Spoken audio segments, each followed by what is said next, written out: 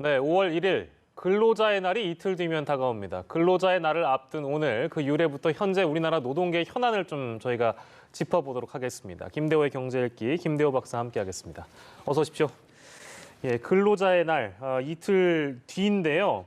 먼저 이게 어떻게 시작됐는지 저희가 좀 짚어보면 시초가 언제부터입니까 이게 그러니까? 100여 년 전이죠. 1886년에 오래됐네요. 예, 시카고에서 미국의 그 중부 5대5 도시가 있는 시카고에서 예. 노동자와 이 사업주들, 경찰들이 한번 크게 붙은 적이 있습니다. 예. 당시에 최대 현안은 하루에 8시간 근무하도록 하자는 거였어요. 지금은 주말까지 있지만 당시에는 토요일까지 해서 하루에 8시간씩 근무하는 것이 당시 근로자들의, 당시 노동자들의 목표였습니다. 사실 당시에 우리 근로자들은 근로 시간이 너무 많아서, 노동 시간이 너무 많아서 다른 거를 거의 못하는 그야말로 착취당하고 있다는 그런 상황이었거든요. 예. 그래서 노동 8시간으로 줄여달라고 호소를 하기에 이르는데 당시에 경찰이 이 노동자들에게 이 모함을 한 겁니다. 노동자들이 총을 발포하는 바람에 경찰이 죽었다. 이렇게 말을 퍼뜨리면서 그 당시 노동운동을 주도했던 노동자들을 사형, 무기징역 이렇게 강력히 처벌합니다. 그런데 몇 년 후에 이 경찰에서 당시 사건은 조작됐다라는 것을 폭로를 해요.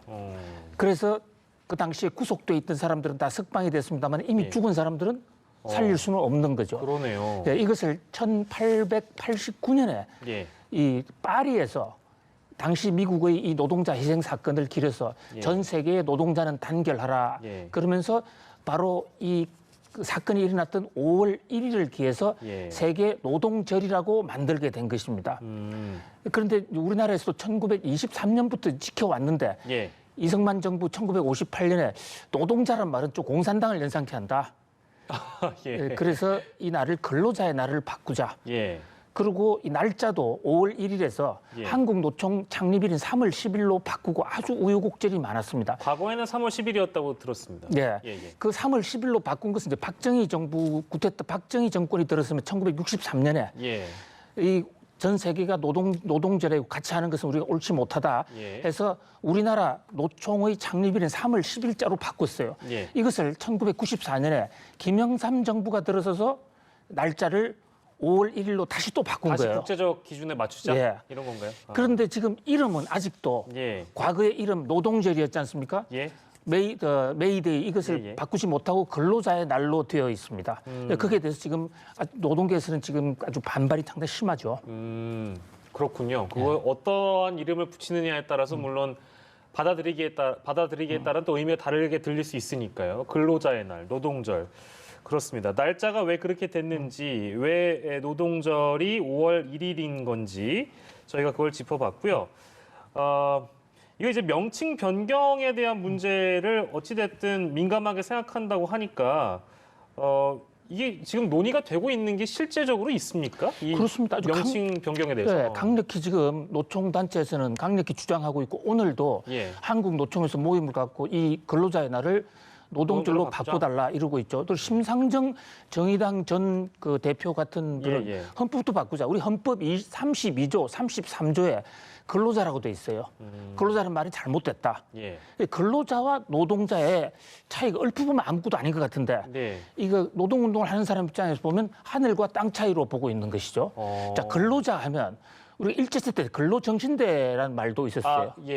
그뿐만 아니라 근로는 자기 일을 열심히 하는 모든 사람이 근로자입니다.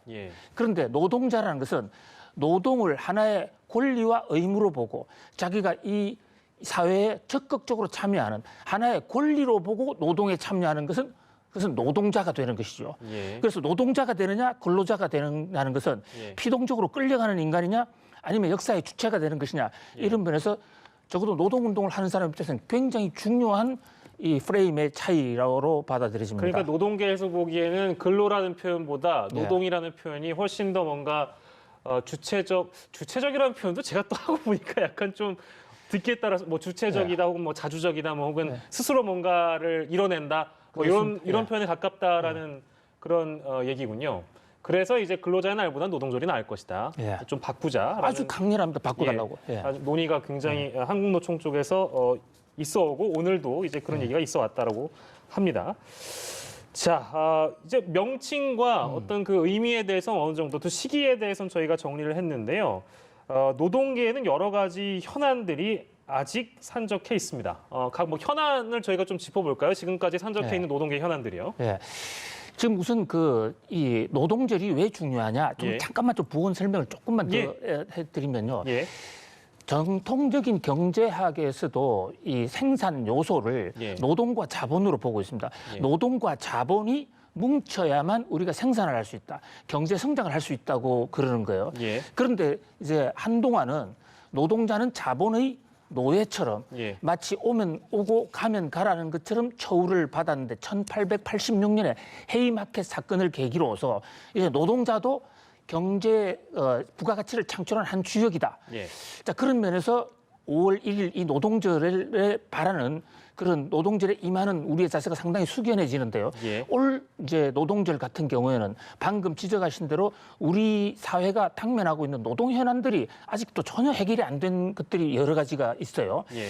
자, 우리 최저임금 문제 지금 CG로 나오고 있습니다만 주 52시간 근로시간 단축. 예. 저게 말뿐이지 아직 정확하게 지금 제대로 정착이 되지 못했죠. 특히 예. 그와 연동돼 있는 탄력 근로제. 예. 이 탄력 근로제를 얼마 하느냐 하는 문제가 경사 노위의 의견은 나와 있습니다만은 국회에서 지금 전혀 통과되지 않았지 않습니까? 예. 또 최저임금 문제를 둘러싸고도 작년에 10.9% 올라서 지금 8,530원인데 이것이 많다 적다라고 논쟁이 많은데다가 예. 최저임금위원회 구조 개편하는 문제가 지금 제대로 지금 되도록 타격이 안 되고 있어서 한 치 앞을 못 나가고 있습니다. 내년도 최저임금 정하지 못하고 있습니다. 예. 또 하나 가장 큰 문제가 아에로 예. 국제노동기구 유엔 산하단체죠. 예. 거기에 핵심 조약 비준을 해야 되는데 예. 우리나라 이를테면 공무원을 노조로 인정하는 거 예. 또는 퇴직자 노조로 인정하는 것 등등이 지금 우리나라는 비준하고 있지 않거든요. 예. 이 문제에 대해서 노조에 지금 반대가 상당히 많고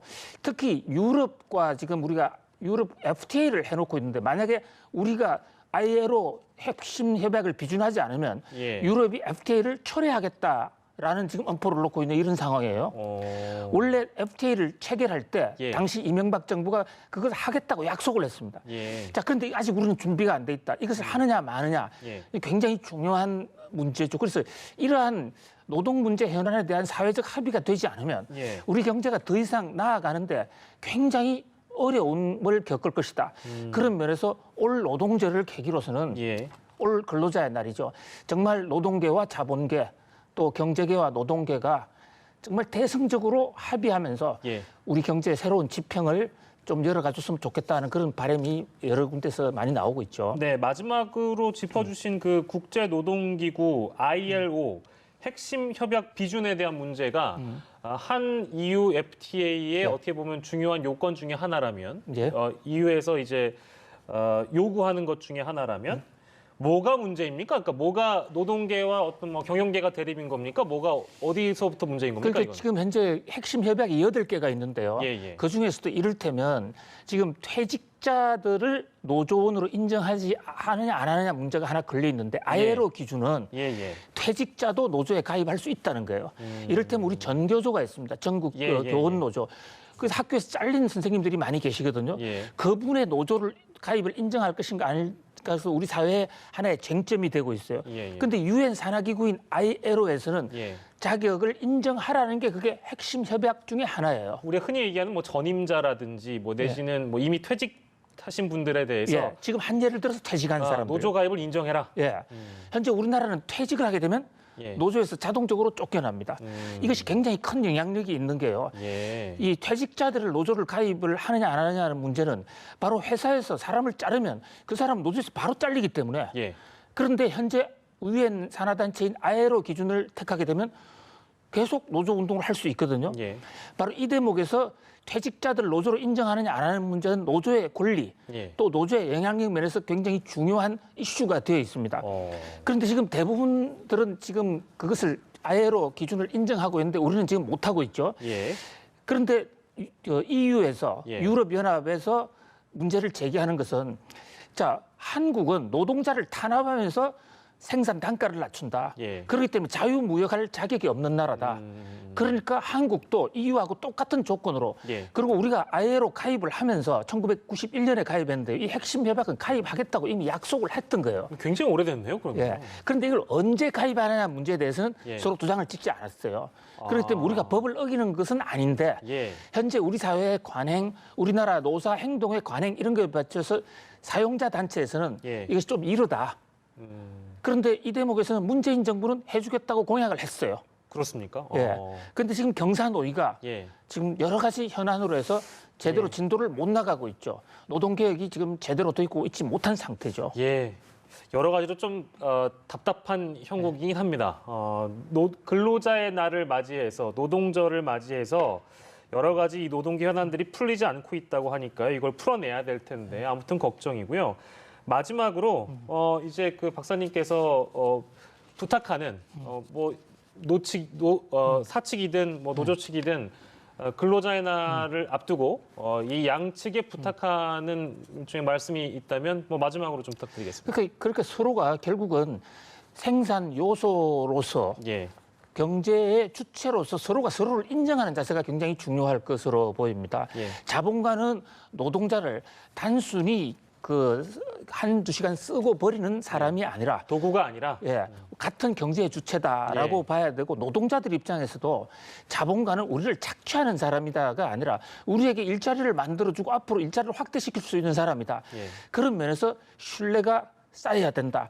이번 노동절을 계기로는 정말 우리가 그날 당일날 노는 것도 중요하지만은 이 어떤 서로 신뢰를 쌓는 그런 중대한 계기가 되었으면 하는 그런 바람입니다. 네. 5월 1일자에는 뭐 물론 말씀대로 노는 것도 좋지만 역지사지 좀 함께하는 그런 날이 됐으면 좋겠네요. 예, 오늘은 근로자의 날에 대해서 저희가 좀 들여다봤습니다. 김대호의 경제학 김대호 박사와 함께했습니다. 고맙습니다.